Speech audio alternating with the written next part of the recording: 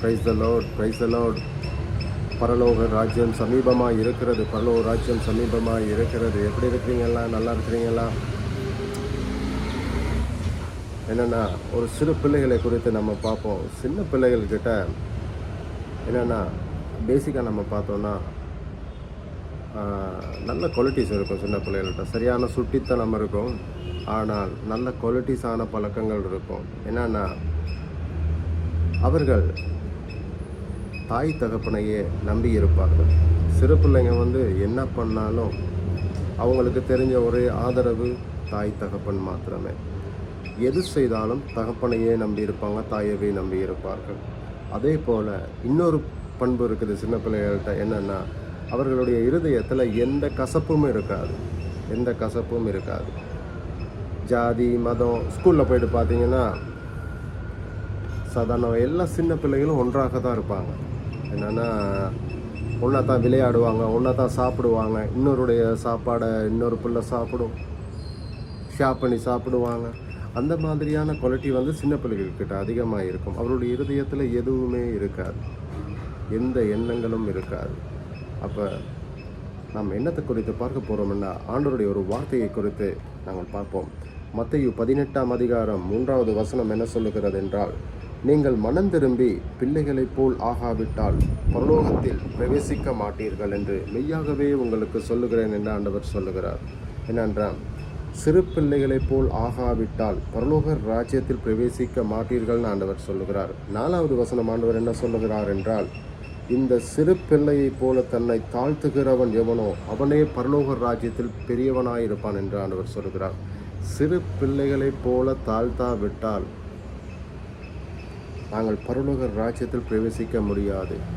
எவன் சிறு பிள்ளையைப் போல தாழ்த்துகிறானோ அவனே பரலோக ராஜ்யத்தில் பெரியவனாயிருப்பான் அப்படின்னு ஆண்டவர் சொல்லுகிறார். இதுதான்.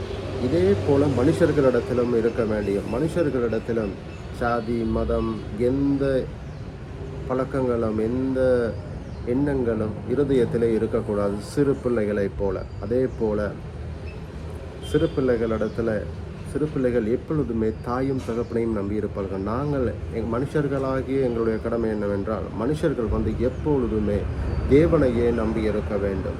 தேவனையே நம்பி இருக்க வேண்டும். எங்களுடைய வியாபாரமாக இருக்கலாம், எங்களுடைய தொழில் காரியங்களாக இருக்கலாம், எங்களுடைய வாழ்க்கையாக இருக்கலாம், திருமண காரியமாக இருக்கலாம். எல்லாத்திலையும் தேவனையே நம்பி இருக்கிற இருதயம் எங்களுக்குள்ளே மனுஷர்களிடத்திலே வர வேண்டும். அடுத்தது, இருதயத்தில் எந்த கெட்ட எண்ணங்களும் குரோதங்களும் வேதங்களும் எந்த எண்ணங்களும் இருக்கக்கூடாது. தாழ்மையான எண்ணங்கள் இருதயத்தில். சிறு பிள்ளைகள் சொல்வதை கேட்டுக்கொள்வார்கள். சிறு பிள்ளைகள் தாய் தகப்பன் சொன்னால் கேட்டுக்கொள்வார்கள். அந்த மாதிரியான ஒரு எண்ணம் சிறு பிள்ளைகளிடத்தில் இருக்கும். அதே போல பிதாவானவர் இயேசு கிறிஸ்து சொல்லுகிறதை நாங்களும் கேட்கிறவர்களாக எங்களுடைய இருதயம், மனுஷர்களுடைய இருதயம் மாற வேண்டும். அப்படியான ஒரு இருதயத்தை, அப்படியான ஒரு எண்ணத்தை ஆண்டவராகி இயேசு கிறிஸ்து நம்மளிடத்தில் எதிர்பார்க்கிறார். இதை பார்த்து கொண்டிருக்கிற ஒவ்வொருவருக்காகவும் நான் ஜெபிக்க விரும்புகிறேன். இயேசு கிறிஸ்துவின் நாமத்தில் நான் ஜெபிக்கிறேன். ஆண்டவரே, ஒவ்வொரு மனுஷர்களும் சிறு பிள்ளையைப் போல தாழ்த்துகிறவர்களாக மாற வேண்டும். ஆண்டவரே, எண்ணங்கள் செயல்கள் எல்லாம் பரிசுத்தமாய் இருக்கட்டும். எல்லாம் தாழ்மையான இருதயத்தை கொடுங்க.